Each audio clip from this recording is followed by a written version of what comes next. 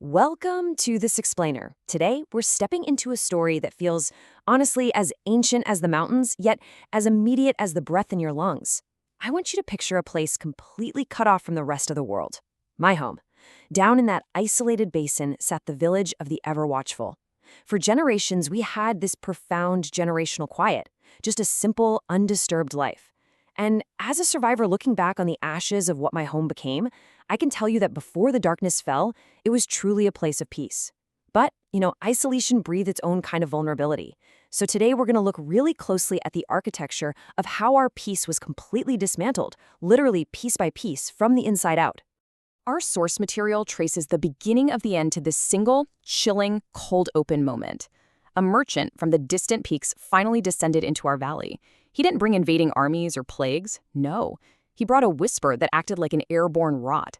He spoke of shadows dancing in the woods at midnight. He brought absolutely no proof, literally not a single shred of evidence, just a baseless whisper. Yet somehow it was enough. This single haunting phrase acted as a spark, plunging us into a tragedy that would consume everyone I knew. It planted a terror that didn't even need facts to grow. It only needed the fertile soil of our own hidden, unspoken insecurities. Section 1. The Seed of Shadows. A Whisper in the Valley. So how exactly did our quiet valley become infected by this creeping anxiety? Well, it didn't happen with a sudden explosion of panic. Actually, it happened methodically. The quiet life we knew began to shift, almost imperceptibly at first. A structural change in how we looked at one another took hold. You see, the shadows the merchant spoke of weren't actually out there in the woods. They were beginning to form right in our own minds. So the crucial point is that the merchant brought zero proof. The fear only grew because we were already so vulnerable. This terror took root in the fertile soil of our insecurities. If the soil of our minds hadn't been ready, the seed would have just died. But humans, even in the most idyllic isolation, we harbor anxieties, right? Fear of the unknown, fear of loss, fear of losing control. The whisper of shadows in the woods validated those deep-seated unspoken fears. It essentially gave our formless anxiety a shape. Section 2. Scrolls of False Truths. Codifying the Whisper. Okay, let's dive into this.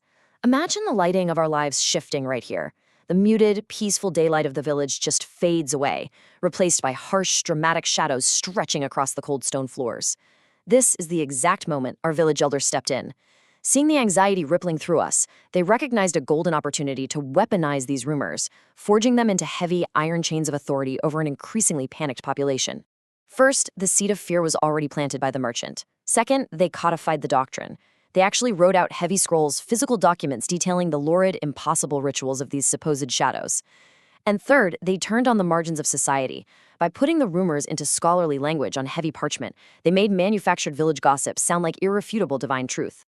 These heavy scrolls gave this unseen terror a formal name: the Nightwalkers.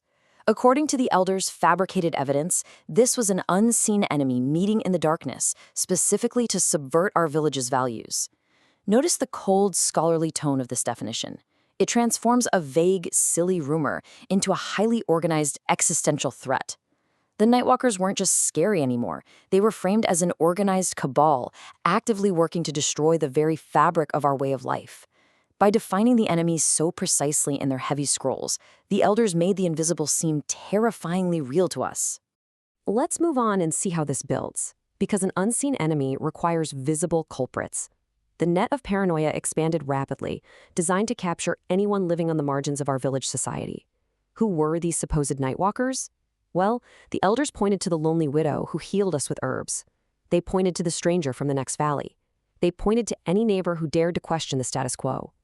The criteria for being an enemy of the village became incredibly broad, sweeping up anyone who didn't fit perfectly into the elders' rigid mold. Section 3. The Harvest of Paranoia. A community fractured. Now, this is where I absolutely must warn you about what happens when a society fully embraces a lie.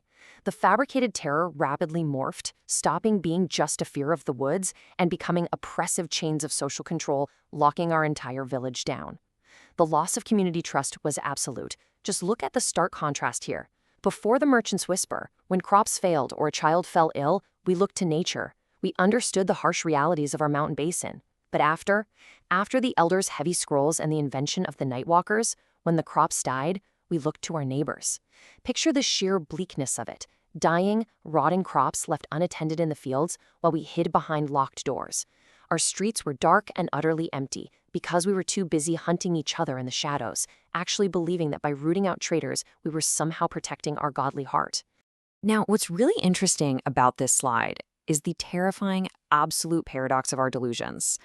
As we hunted our friends, we found absolutely no evidence of the lurid rituals described in those scrolls. No secret meetings, no dark magic. But instead of realizing we had been lied to, the lack of evidence became proof of the enemy's skill. I know, it's wild. The less evidence we found, the more convinced we were of the Nightwalkers' cunning and successful infiltration. It was this inescapable, closed loop of madness, where innocence itself was viewed as the ultimate proof of guilt. Look at how fast this tragic, inevitable timeline moved. We started with generational quiet, a perfectly peaceful valley. Then a single, baseless rumor, the Merchant's Whisper.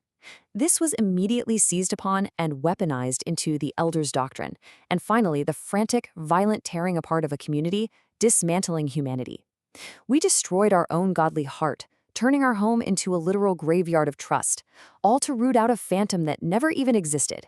We sprinted toward our own destruction, fueled by the very scrolls that promised to save us.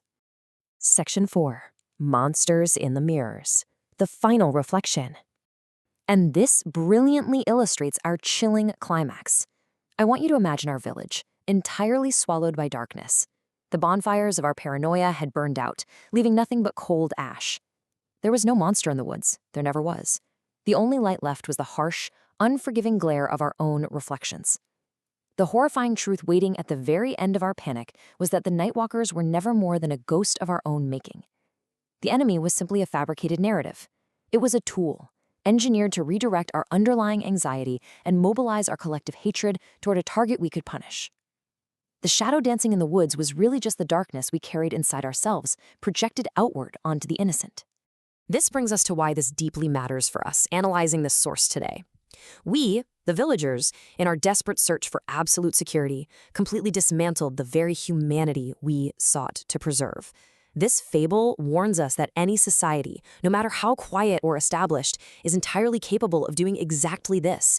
The most durable, indestructible conspiracy isn't the one launched by an outside force. It is the one a society creates to fear itself. When we weaponize our own insecurities, we build a prison that no invading army could ever match. My village destroyed itself because it refused to look inward until it was far too late. We hunted the shadows until we became them. So as we close out this explainer, I leave you with a single, haunting question from the ashes of that isolated valley. When the fires of panic are lit and the heavy scrolls of accusation are unrolled, who is the reflection in your mirror?